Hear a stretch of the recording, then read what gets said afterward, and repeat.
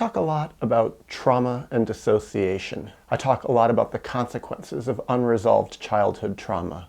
Well, yesterday I had an experience that really highlighted something still going on in my psyche. I passed out at the doctor's office, and I would like to talk about it because it was very interesting to me.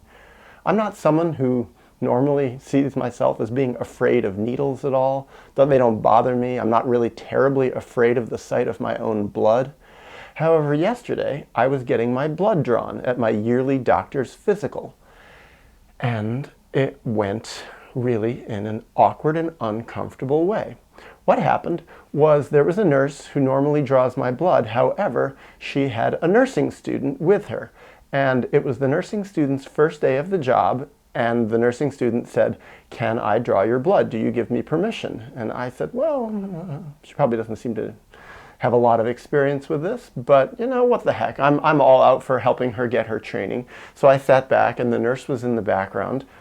I was sitting in a chair. I put my arm out, and what she did is she started to put in the needle, but I could see she was nervous. Well, she put it in, but she didn't put it in far enough. And then the other nurse saw that she wasn't quite doing it right and started telling her, "Come on, you have to put it in more," and was a little bit harsh in her tone.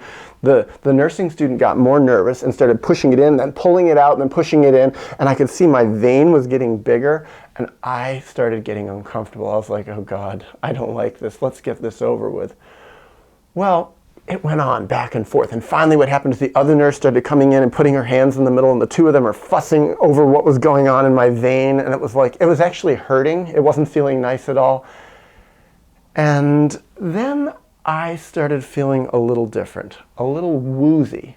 Now let me take a step back, because this also happened in a context. The day before that, I was editing a video on circumcision, and in that video I talked a fair amount about myself having been circumcised, and having been circumcised also against my will when I was a little baby, and really thinking, what did that do to me? What was it really like for me to be taken into some room with a bunch of people I didn't know, away from my mother in my first, hour of being born, my first hour of being out of the womb, and having these strangers touch me and move me around and put me in position and then cut me without any anesthesia?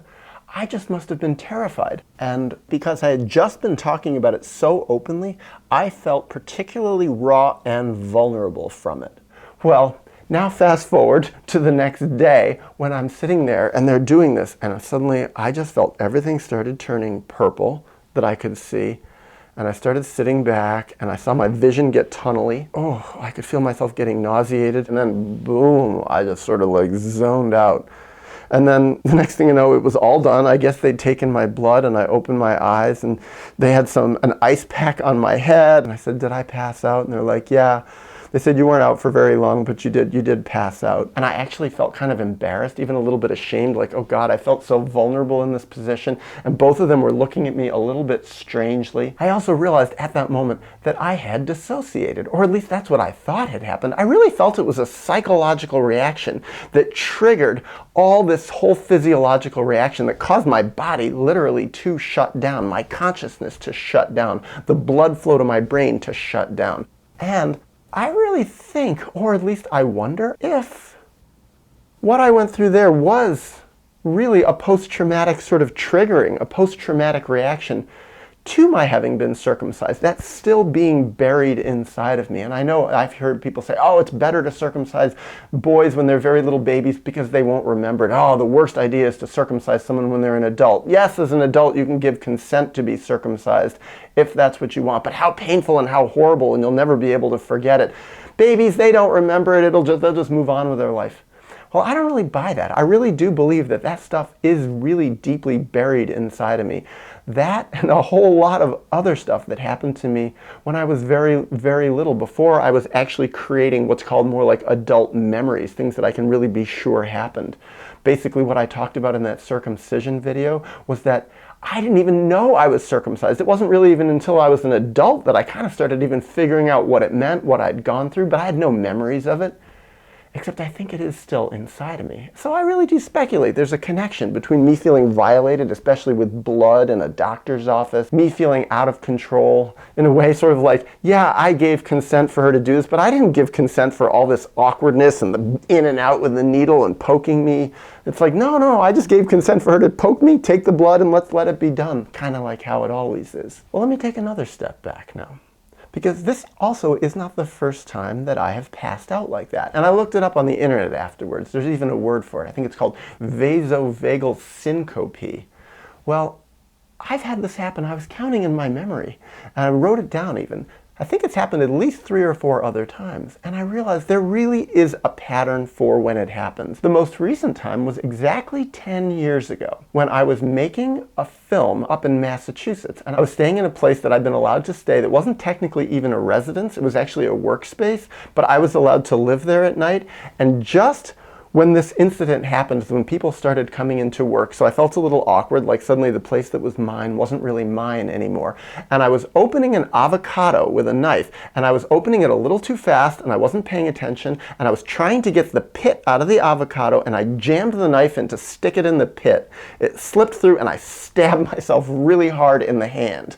And my first reaction was, uh-oh, I just stabbed myself. That's bad. So I pulled the knife out, I put the avocado down, and right away it just started bleeding, and really profusely. It was a deep stab wound into my hand. And my first thought was not, oh my God, what's going to happen to my hand? But oh my God, the people who are letting me stay here are not going to be happy with this. They don't want a big bloody mess here. So I started trying to pinch it closed, and I looked at it really closely, and then I realized it was too much blood. I couldn't stop it. I took my hand off, and I touched my hand to my face for some reason, and then I remember suddenly I streaked blood across my glasses.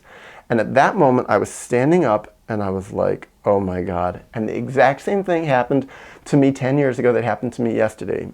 Tunnel vision. I started to feel nauseated, and thank God what I did is I went right down to my knees, and then I sat down on my butt, and boom, I was out. And I just leaned back, and I was gone. And when I woke up, there were people standing over me, and they were like talking to me, are you okay? Are you okay? I still was bleeding all over the place. There was still blood on me.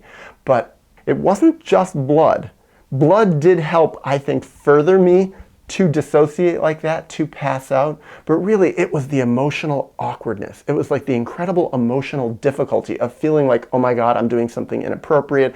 I'm going to get caught. I'm going to make myself get embarrassed. I'm going to embarrass the people I'm with. I'm not going to be able to live here anymore. So it was really that intense emotional conflict that triggered it. I've bled before. I've had so many times in my life where there's been blood all over me. I don't pass out. It was the blood plus the emotional discomfort. Well, I'm going to go back to the next time, the time before that. I think it was about 5, 6, 7 years before that. I had a friend, and he had a really terrible accident, and he actually ended up in the hospital, and he was unconscious. And I went to visit him, and while I was visiting him in the hospital, one of his close relatives showed up, and his romantic partner showed up, his girlfriend. And his girlfriend and this relative of his were standing on either side of his bed while he was unconscious, and I was right there in the room, and they started having the nastiest, ugliest fight about who was at fault for him falling down and getting hurt. And I'm watching this, and I was trying to intervene, and then suddenly I looked at him, and I realized he actually might die. And then there was another part of me that was like, but maybe he can even hear this, and maybe he can feel this, and maybe they might even kill him. And it was just so awkward, and I'm trying to tell them to stop, and suddenly, tunnel vision. And I realized, oh my God, I'm going to pass out. And thank God I had the wherewithal to immediately sit down in a chair, and then slumped over.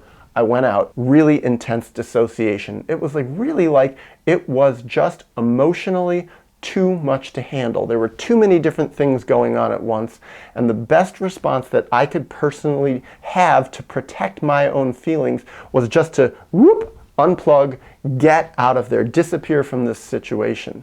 Well, now I'm going to share my first time that I can remember passing out. Well, what happened is I was in high school. I was 17 years old, and a friend of mine got in a car accident, and she was killed. And it was horrible. And I went to her memorial service. There were hundreds of people all packed into this crowded funeral home. And I remember standing and looking, and suddenly I saw her coffin. And then it just hit me. She's dead, and this is real. Suddenly I started just spinning around. Well, thank God, my dad was next to me, and he had the wherewithal to realize what was going on, and he took me into the arms, this is what I was told afterward, and caught me. And all I remember next is I opened my eyes, and I was outside in a police car. And my dad was standing outside the police car talking with a policeman, and what I was told is that I'd passed out, and I think I'd been out for at least a minute or two. And then it gets back to, why do I do that? And is this really also a post-traumatic reaction?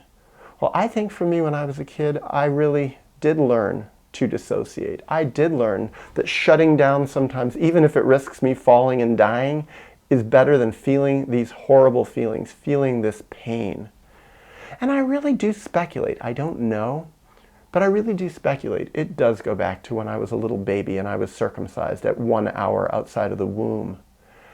I really believe it wasn't just the physical pain, even though I believe the physical pain was absolutely horrible, probably the sight of my own blood also. But I think it was also that incredible sense of abandonment and betrayal and lack of emotional trust and feeling totally 100% absolutely unsafe. I really bet I did dissociate. I wouldn't be surprised if I passed out when I was 1 hour old and I just went into a catatonic state while they cut the foreskin of my penis off without anesthesia. I think it really set the stage in my life for me learning that lesson that at times like this, when life is totally overwhelming, when there's too much emotional information for me to process, or I just feel like my body in some way is being terribly violated, like with needles going in and out and this very uncomfortable interaction going on between these nurses, that it's just better for me sometimes just check out. I can't handle this. Too much information, emotional overload. But I also wonder if I hadn't been circumcised, if I hadn't gone through a super traumatic experience like that as a little baby, and probably lots and lots of other ones, because I have evidence that there were other ones that I went through kind of similar to that. Would I be dissociating as a response nowadays to things like needles going in me and realizing about a friend's death, or seeing a friend in the hospital with screaming going on around him, or seeing my own blood when I'm in an awkward situation, an awkward living situation?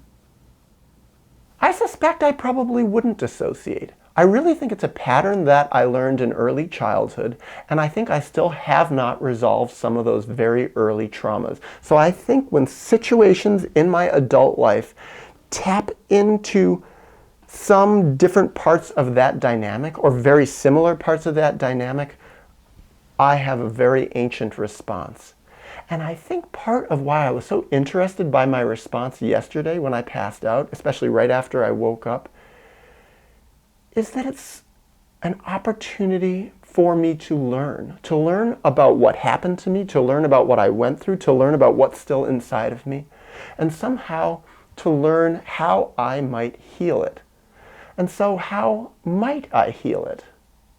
Well, the first thing I think is I still have to regain my feelings. I have to somehow go back and regain my sense of anger and betrayal and fear and terror, to reconnect with those feelings.